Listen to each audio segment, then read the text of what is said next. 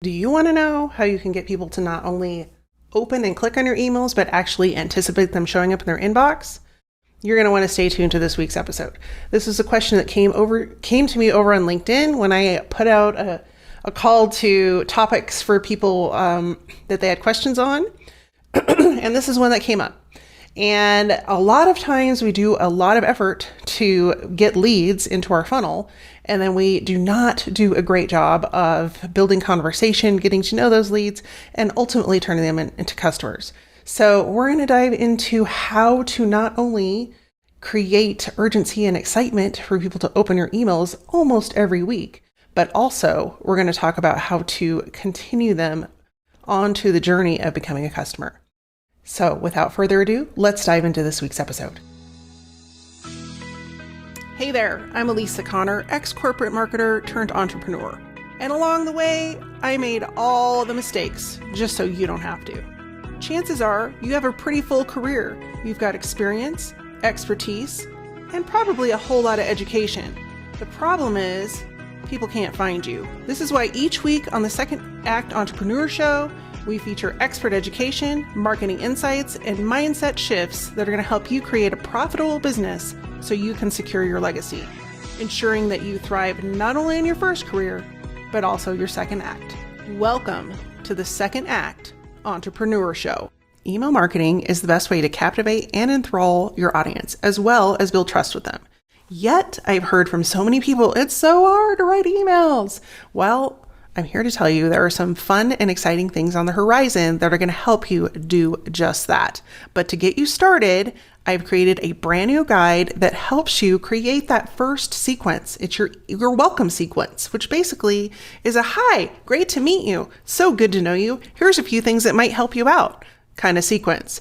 Yet people struggle with writing. I get it. It can be like banging your head on the wall or staring at a blank screen and going, I have nothing to say. And that stinks.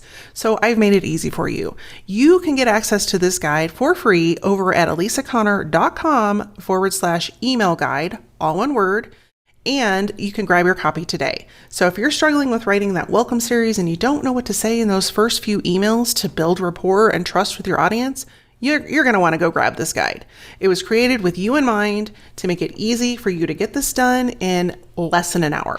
So go grab the guide today at elisaconnor.com/email guide. And I look forward to seeing you in my inbox. So you may have noticed I haven't been here for a couple weeks, and that's because there have been some shifts going on, not only in my business, but also I had the stomach flu, and that sucked. So no episode last week. And then coming up next week and for a few, probably close to the end of the year, I'm going to have a lot of guests on the show. So some really great interviews. And I just wanted to put a little bug in your ear that if you know somebody that would be a great fit for this show that you would like to learn from, or that you've learned something from that you think other people could benefit, let me know. Like, come and either send me a direct message over on LinkedIn is probably the best place to reach me, and let me know who those people are so we can connect, and then you could get them on the show. That would be super exciting. So one of the things that came up over on LinkedIn was the question, okay, I send out emails, but then it just seems like they get ignored or people aren't excited to hear from me. And, how can I get them excited and anticipating my emails so that they're opening them and they're clicking on them and they're moving through my funnel a little bit quicker? And this is a question that comes up quite a bit. So before we dive into that, I've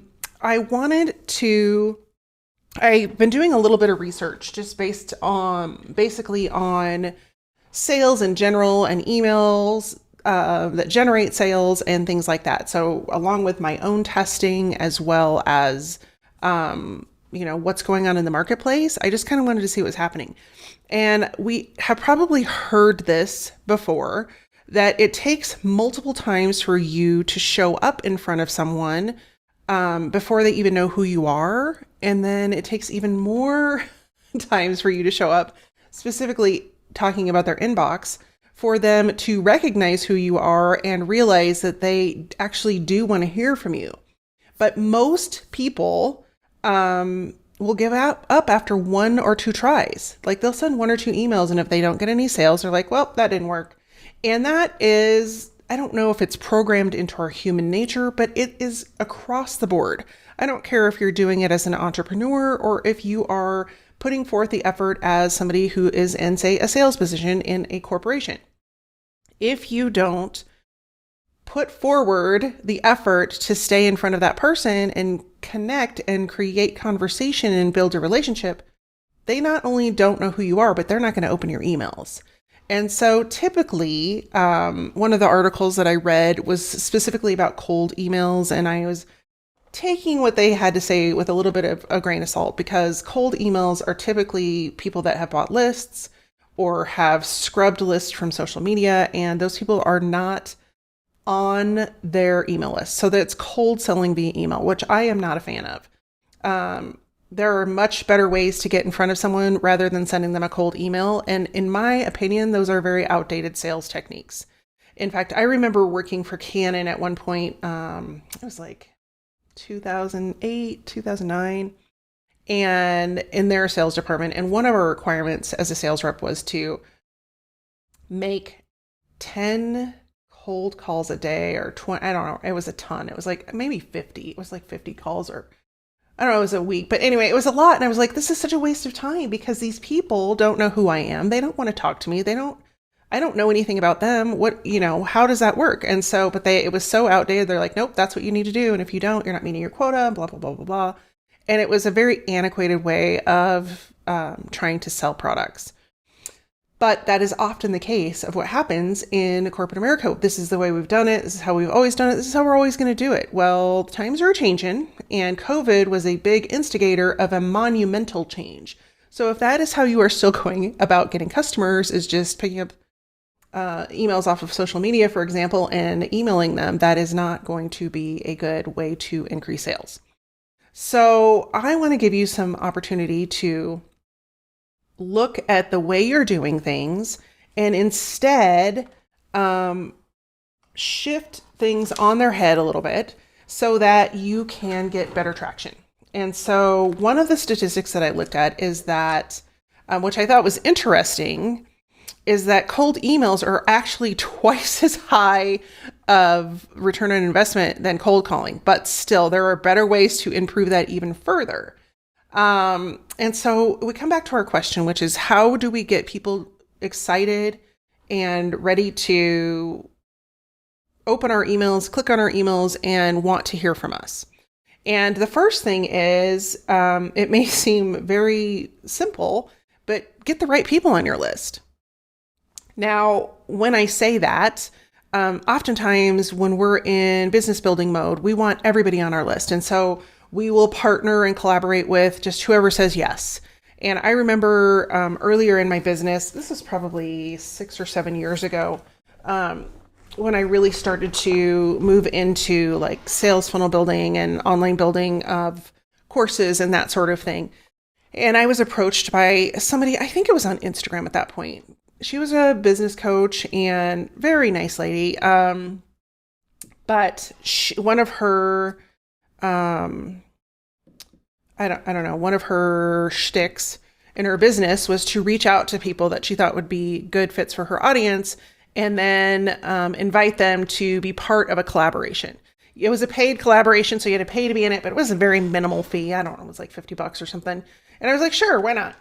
So what I learned from that experience was that the people she had chosen had such far-reaching similarities that the people that were attracted and put on my list, 99% of them were not a fit for my business. They were not the right stage of their business.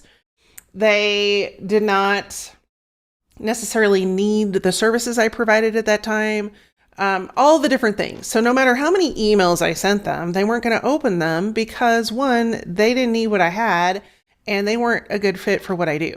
And so when you're looking at your list, one of the things that I recommend to students, and this is regardless if you're looking at your email list or you're looking at your customer list, is to regularly evaluate it and see who's not a good fit anymore.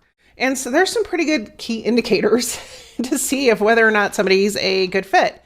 If they haven't opened your emails in 6 months, they're probably not a good fit. And so one of the things, excuse me for just a second, have a total frog in my throat because it's super dry here.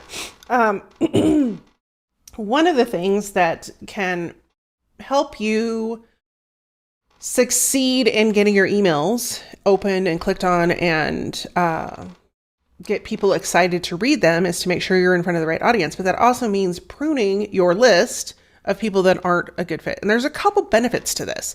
One is you're getting better and more responses from people that are reading your emails. So if people are hitting reply and they're responding to you, you're hitting a nerve. You're like getting them where they, are excited and want to hear from you. And if they're not opening it or they just delete it or they're not clicking on things or whatever, something's amok. And so this is a prime opportunity for you to, one, learn more any way you can do that. And two, get rid of them if they're not interested. And a lot of times people are afraid to cut people off their list or clean their list or scrub their list or whatever you want to look at it. But the reality is that if they're not interested, you are wasting your time and you're actually hurting your email reputation, because the more times they don't open it or they send it to spam or they delete it, that actually works against you when it comes to not only the Google spam filter, but other spam filters, and then also your metrics in your email service provider, like a ConvertKit or ActiveCampaign or Keep or whatever it is you might be using for your business. So a regular cleanup, specifically quarterly at a minimum of your email list, is a really, really good idea, because you can always get new subscribers, but if you're not cleaning up the old subscribers, they're not only clogging up room, you're paying for them to be on your list in most cases, and they're not ready to buy, and they may never be ready to buy. Now, the good news is if you boot them off and you give them the opportunity to, unsubscribe or leave or whatever it is, they always have the opportunity to resubscribe if they want to hear from you. And that can happen, if people are busy or they have something going on in their lives. Like a lot of times, I was doing some LinkedIn research yesterday, and one of the profiles I came across, she was like, I'm not going to be here. I have family health issues going on, and I'm just I'm not going to be here. And that can happen. And so if you remove somebody from your list, you're not going to know that. You don't have psychic powers. You can't go research every person on your list. But just know that they can come back when they're ready, and they will resubscribe when they're ready. And if they don't, then you're not a good fit for each other. And that's perfectly okay. So my first tip is to make sure you have the right people on your list. And that leads into the second recommendation I have, which is if you have the right people on your list, to gather as much information about them as is possible. Because when you have a lot of information about them, and that it doesn't have to be personal information, I'm talking about information in ways that they could be applicable to your business. So for example, if I have somebody on my list, they could be interested in multiple different things that I talk about. They could be interested in email marketing. They could be interested in marketing strategy. They could be interested in sales strategy. They could be interested in retaining more clients. They could be interested in growing their sales and getting a better offer. They could be interested in copywriting, or they could be interested in a bunch of those different things. But it is my job as a marketer in my business to know which of those things they're interested in and deliver that content to them. It is not their job to tell me. It is my job to seek it out and gather the information. But where this becomes really powerful is then you can segment and tag your users to deliver the content to them that they most want. And that is automatically going to engage them and get them excited, because if they are struggling with a problem and then you send them an email about that problem, the likelihood that they're going to open it and look forward to that email, especially if it's a series, is much, much higher. And so oftentimes as business owners, we create content because we think it's what they need to hear. But in reality, people aren't looking for content that we need them to hear. They're looking for content or ideas or solutions for what they're struggling with. And so many people I see excited about some facet of their business, but it doesn't necessarily apply or isn't communicated well to their audience in a fashion that shares with them how it's going to help them. So an example is I just saw, this is one that just popped into my head. There was a post about a conference, and one of the topics was NLP. And if you're not familiar with NLP, it stands for Neuro-Linguistic Programming, and it's a way to reprogram your brain and get it to think about things in a different way. That's like a very rudimentary definition. I am not an NLP practitioner. I don't know that much about it. I just know the bare minimum. But this person had posted on social media about how NLP was going to be a great tool for people to come to the seminar and blah, blah, blah, blah, blah. And I'm thinking to myself, as an entrepreneur, and I know this is that person's audience, I'm like, one, most people don't know what NLP is. And if they do, they're not walking around going, you know what I need today? I need some NLP. No, they're thinking, I need a way to get out of my head, keep making steps forward, making progress, all of those different things. And the way we talk about what we do, no matter what it is so important. And the way we communicate, the way that we can help people and put ourselves in their shoes is really, really important. Because if we're talking to people the way we think they should be talked to, then we are missing the boat.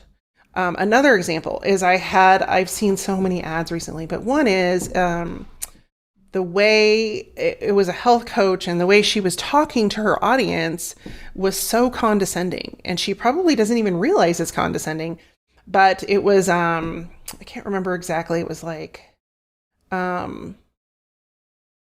something like, are you hey there, midlife mama? And I was like, I have never once in my life referred to myself as a midlife mama, ever. And I was just like, how, that was offensive to me. And I just thought to myself, I was like, okay, so what in her mind actually thought that was a great way to address people? And does she like walk down the street going, hey there, midlife mama? I have never heard anyone say that in a conversation, by the way. And so I'm just like wanting you to think about the words you're using when you're addressing your audience. And instead of just throwing out what you think somebody should be described as, ask or listen to how they talk about themselves. One of the things that we learn as story brand guides, I went through the story brand certification a few years ago. And one of the things that we learn is to figure out really quickly who it is that our audience wants to become and who they aspire to be. And this really helps you answer this question, because when you're starting to just throw out, another one that I hear all the time is boss babe. And I'm like, or girl boss. And I'm like, okay, number one, don't refer to me as a girl. I'm a grown ass woman. And if I'm running a business, I don't want to be referred to as a girl. And so, you know, these terms that we throw away or throw around in industry, we really need to think about how they're going to hit people and whether or not they're our audience. And sometimes I think we try to jump on trends to, you know, hope it works, I guess. And that is a lazy way to do marketing. I mean, let's just be frank. It's a lazy way to address your audience and try to get sales and do marketing. When it is much better to have one-on-one conversations, look at how other people are talking about themselves, use those words, use that language. And this can be a really tricky thing to get a hold of and grasp, especially if you don't have a really delineated audience, which is, going back to number one, is who is your audience, and, understanding specifically what their problems are. And that way you can deliver really specific things to them. And I think one of the things is that a lot of people harp on is like, it has to be a person. It has to be this person. It has to be Susie, and she's a fourth grader and she loves English. And that's not necessarily true. One of the things that I've learned as a marketer is that your audience can be somebody or a group of people that are struggling with the same problem.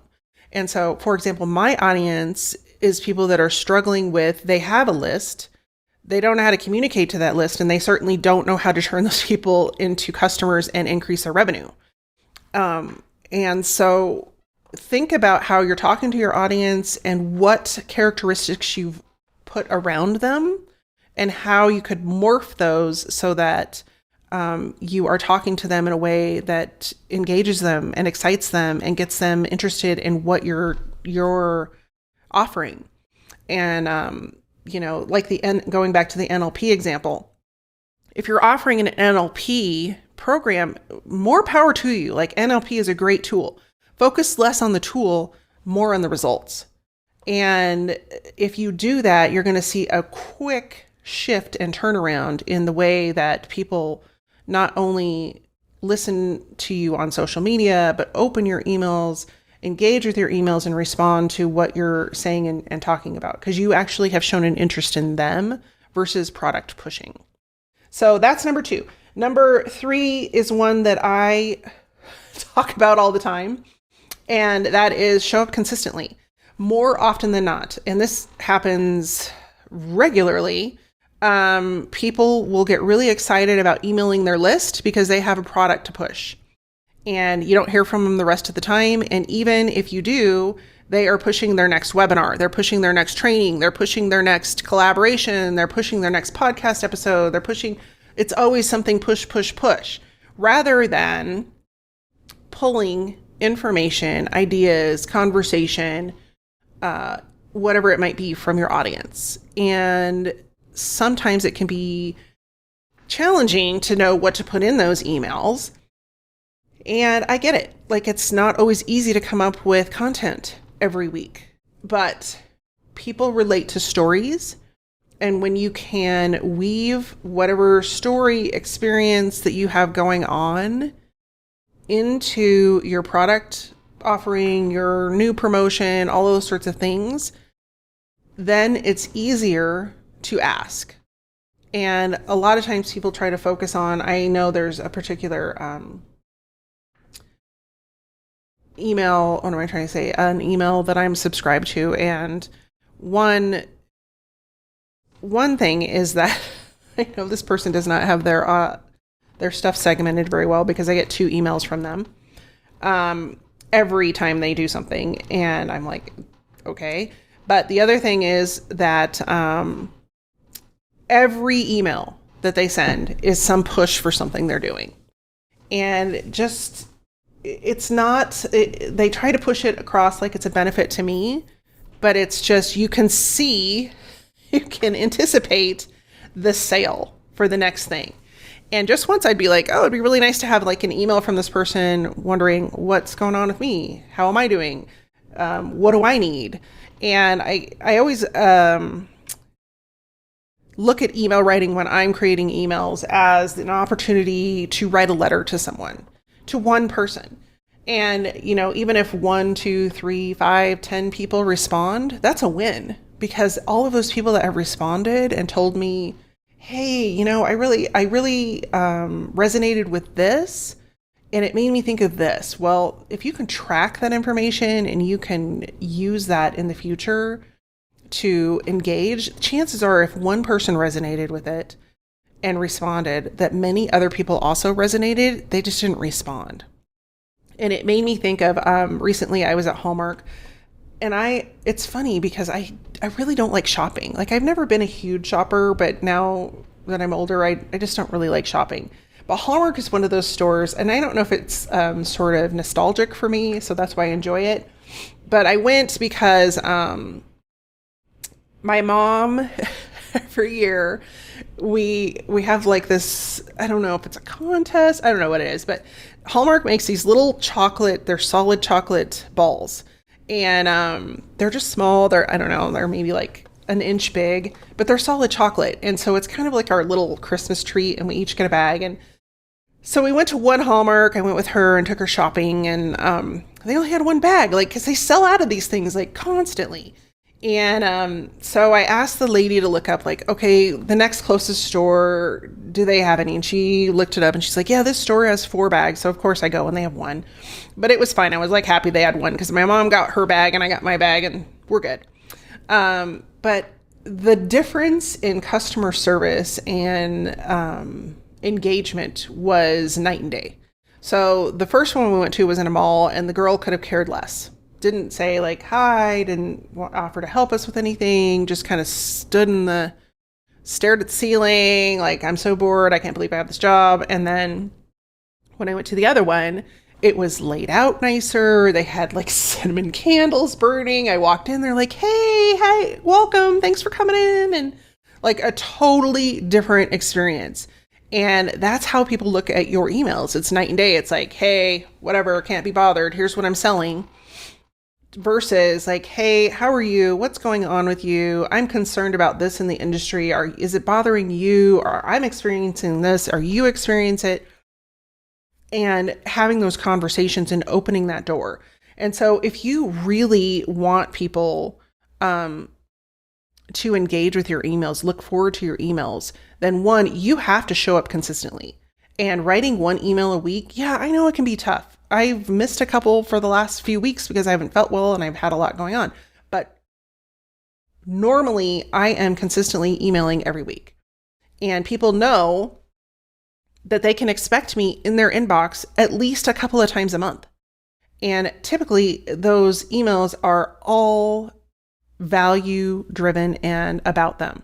It is not about me selling something. It is, I send sales sequences probably 3 or 4 times a year. The rest of the time it is giving them value. It's asking questions. It's engaging. It's creating conversation. Most people do the opposite. They send 1 or 2 emails a year and the rest are all sell. And people don't want to be sold to. They don't want to buy your stuff. That's like hard to take in and grasp, but that's reality. And if you just keep chasing people and keep trying to get leads to sell your stuff because you're focused on, I have to sell this stuff right now, you are leaving so much money on the table because the people that are there have in some way or another resonated with you. But if you're constantly selling to them, they're going to get burned out and they are not going to want to be part of your community anymore. And so it makes it really hard to convert that other, I'm sure you've heard me talk about the 97 versus 3 percentage. 3% of people that join your list, hear about your brand, know who you are ready to buy. Does that mean all 3 of them will buy? No. 3%. So if you're looking at 100, that's 3 people. That leaves you 97 other people that you have the opportunity to get to know, build relationships with, create conversations, and turn them into customers. So if only 10% of this other 97% turned into customers, 10 people, that's still 3.25 times what that 3% is that you keep chasing. And you're not alone. Like this is everybody in business because marketing people make a killing off of selling you the 3%. And everybody's like, no, I need the sales now. But the real money comes not only from focusing on that 97% for the long term, but for the lifetime of that customer. Because say you turn 10 of those people into customers, well, those people then become the advocates for your brand. They become your referral partners. They become the people that are like, hey, what do you have next?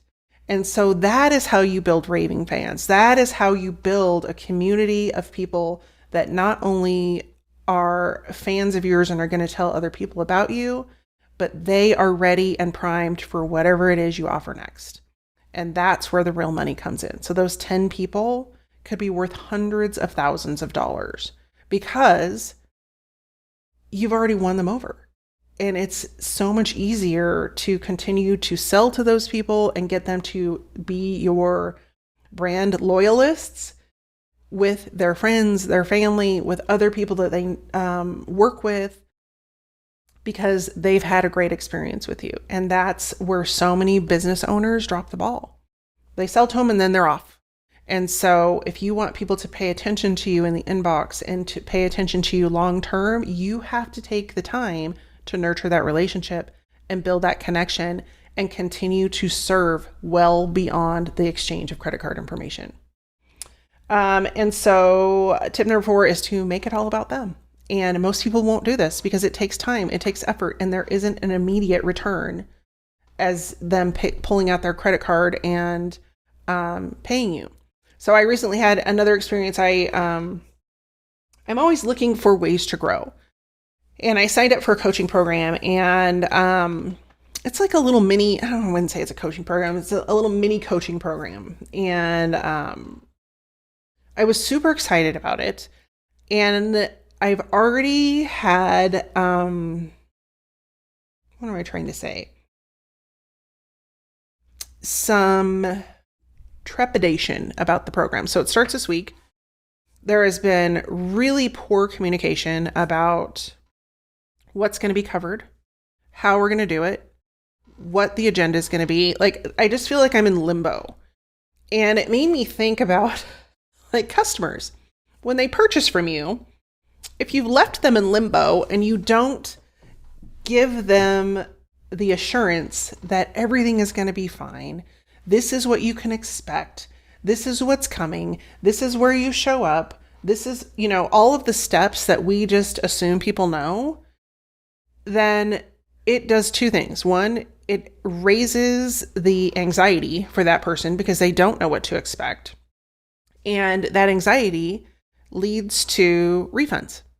And so if you are not communicating and not making that post purchase experience just extraordinary as getting them to purchase, again, you are kicking yourself in the butt because you've worked so hard to get these clients and so hard to get these people on your repertoire and in front of you and to purchase, that if you don't do a good job of like keeping that momentum going, what is the chance that they're going to refer you or recommend you to someone else? Slim to none. So, and I've also seen this. This is one of my least favorite things, is where someone will purchase and say they become a coaching client, for example. And then the next thing you know, they're trying to upsell you into something else. And so they've just spent, say, $5,000 to work with you in your coaching program. And then you're like, oh yeah, by the way, you should get this, this, and this. You need this planner, you need this, you need that. People are like, what?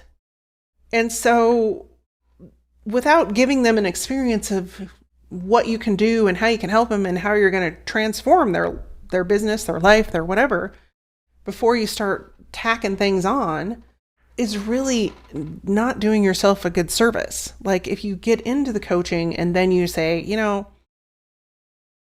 a lot of my coaching clients struggle with this. That's why I created this planner. This is the results that people have had using the planner. This is the results people have had that didn't use the planner. And you can see the results with the planner are much, much bigger. So if that's something that would be of interest to you and you could use it in your, to lose weight, for example, let's say meal tracking. If you think this meal tracker would be something that would be really helpful for you, it's over here. And because you're already a private coaching client, you get $10 off yours or free shipping or whatever. Or you can get yours free and then you can share it with a friend with this discount, whatever it is. But you get the point, is like, give them a chance to taste and have an experience with you before shoving more stuff down their throat. So making it about them is really important, not only before the sale, but also during the sale and after the sale. So just make sure when you're creating those emails that you are consistently following them through the journey. Their journey does not end after they exchange credit card information with you. It hopefully doesn't end ever if they become a long-term client, but you have to put the work in to make that happen. And then, let's see here. I have my little list here of things that I wanted to go through. And some of these I already covered. So as I mentioned at the beginning, giving people what they want, not what you think they need. And I'm sure you've heard the saying many times in your life, give them what they want, or sell them what they want, give them what they need. And that is absolutely true, because people may think that they need and want one thing. And as a coach or a consultant, that's not really what it is. So for example, I have a friend that does, and we have very similar businesses, and I normally do a live with her on LinkedIn, but we've had so many people come to us and they're like, oh yeah, my sales funnel is broken. And it's the tech. Like, my website doesn't do this. I don't have enough SEO, blah, blah, blah, blah, blah. And we kind of chuckle about it. It was like, that's the least of their problems. The problem is their offer sucks. Like, nobody wants what they have because they haven't put in the time or energy to figure out what it is exactly people need. And they're trying to sell something that nobody wants. And I had this happen a lot of times. I used to work with an organization who put people on stages. And I would have so many people come across that program, and they want to get on stages, and then they start to create whatever it is that they're going to talk about. And also, one of the modules was to create an offer to pitch from the stage. Well, they would just pull something out of thin air. And I'm like, nobody's going to buy that. Like, nobody wants that. Nobody cares, because you haven't done the research to figure out who it is you're talking to and what they really need. And so rather than, building an online course, building a coaching program, or whatever it might be, before you've tested it or done the market research, is really just a misuse of your time and your energy, because without a proven concept, you have no ability to gauge whether or not people are going to buy it. And so often people will fixate on the exterior things instead of fixing what's really the problem. So I just want you to be aware of, like, when you're putting things out there, not only in email, but just in your marketing in general, is it really what people are looking for, and will they pay for it? Or are you just pushing what you know and what you feel and what you think they need versus what they actually need? And then last but not least, this is kind of a little bonus for you, if you're really struggling with your emails, there is no shame in testing different things to see whether or not they're going to work. And this is how I've learned a lot about my audience, about business, about marketing in general, is like, I'll just do things. If it doesn't work, oh well, it was a flop. Who cares? That's how you learn. That's how you discover, like, oh, that really sucked. That was bad. And your business will continue to evolve as long as you continue to learn and test and grow. If you don't test things, how are you ever going to know? Because a lot of times where people get stuck and they end up spinning their wheels and struggling is because they just keep thinking about things and they don't take action on them. And I'm telling you what, even the most imperfect action is going to give you the lesson that you need to continue the momentum to move forward. So that's what I have for you today. I hope you will take at least one of these and put it into action. If you do, I would love to know what that is. Come reach out to me on social media, leave a comment under this post, or wherever you might be seeing it, if you're watching the video, and let me know. What'd you try? What were your results? What are you going to try again? In the meantime, I will not be here next week. You will have a guest interview that I've already recorded. Will be here next week. But I want to wish you, those of you in the United States, a very happy Thanksgiving. And the rest of you, keep plugging forward, doing your best, building relationships, creating connection. And I will see you in a couple weeks with a brand new episode. In the meantime, take care, be well, stay safe. See you soon. Did you miss something during the podcast? Maybe forgot to take notes? No worries, we've taken all the notes for you. All the resources, links, and information in this episode you can find over at alisaconner.com/podcast. That's ALISACONNER.com/podcast.